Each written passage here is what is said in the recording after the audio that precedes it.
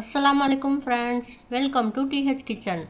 நம்ம இன்னைக்கு TH கிச்சனில் இட்லி தோசைக்கு சூப்பரான ரெண்டு சட்னி செய்ய போகிறோங்க। வாங்க எப்படி செய்கிறதுன்னு பார்க்கலாம்।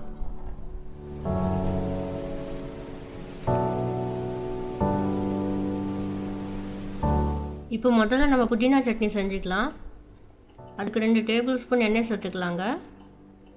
1 டீஸ்பூன் உளுந்து சேர்த்துக்கலாம்।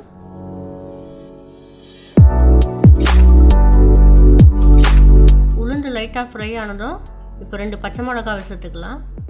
கூடவே ஒரு பெரிய வெங்காயம் சேர்த்துக்கலாங்க। வெங்காயமும் பச்சை மிளகாவும் கொஞ்சம் நேரம் ஃப்ரை பண்ணிக்கலாம்।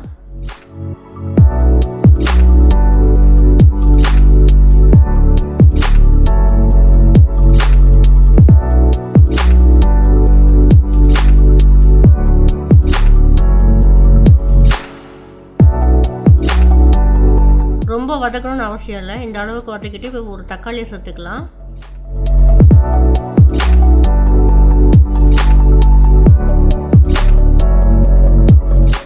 ஒரு 7-8 பல் பூண்டு சேர்த்துக்கலாம்। இப்போ 2 துண்டு தேங்காவை கட் பண்ணி சேர்த்துக்கலாங்க।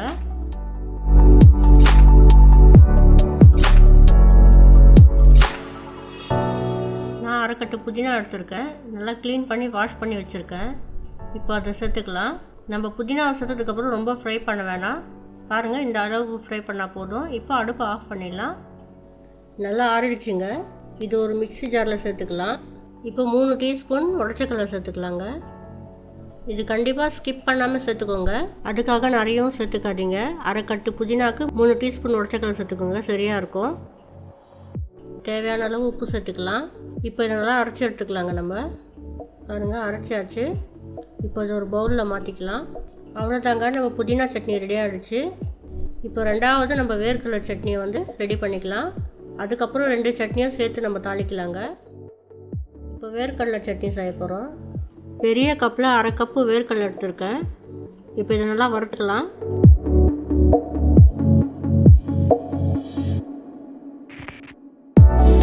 இந்த அளவுக்கு வறுத்தா போதும்। இப்போ இதை ஆற வச்சுக்கலாம்। இப்போது 2 டேபிள் ஸ்பூன் எண்ணெய் சேர்த்துக்கலாம்। 3 டீஸ்பூன் கடலைப்பருப்பு, 2 டீஸ்பூன் உளுத்தம் பருப்பு சேர்த்துக்கலாம்। இது கொஞ்சம் லைட்டாக ஃப்ரை பண்ணிக்கலாங்க।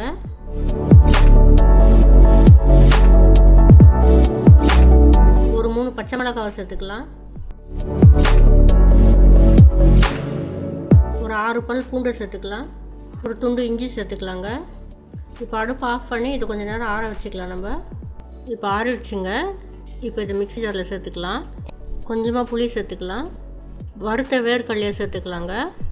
இப்போ தேவையான அளவு உப்பு சேர்த்து நம்ம இப்போ அரைச்சிக்கலாம்। அவ்வளோதாங்க, நம்ம சட்னி ரெடி ஆகிடுச்சு। இப்போ 2 சட்னிக்கும் நம்ம தாளிச்சிக்கலாங்க। ஒரு 2 டேபிள் ஸ்பூன் எண்ணெய் சேர்த்துக்கலாம்। 1 டீஸ்பூன் கடுகு சேர்த்துக்கலாம்। கடுகு நல்லா வெடிச்சதுக்கப்புறம் 3 காஞ்ச மிளகாவை சேர்த்துக்கலாம்। கூடவே 2 கொத்து கருவேப்பிலை சேர்த்துக்கலாங்க।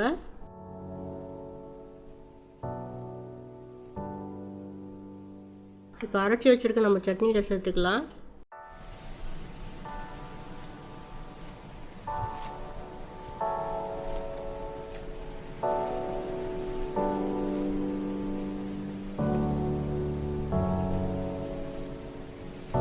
அவ்வளோதாங்க, நம்ம வேர்க்கடலை சட்னியோ புதினா சட்னியோ ரெண்டுமே ரெடி ஆகிடுச்சு। இது இட்லி தோசைக்கு ரொம்ப நல்லாயிருக்கும்। கண்டிப்பாக இதை உங்கள் வீட்டில் ட்ரை பண்ணி பாருங்கள்। இந்த வீடியோ உங்களுக்கு பிடிச்சிருந்தால் லைக் பண்ணுங்கள், உங்கள் ஃப்ரெண்ட்ஸ் அண்ட் ஃபேமிலி கூட ஷேர் பண்ணுங்கள்।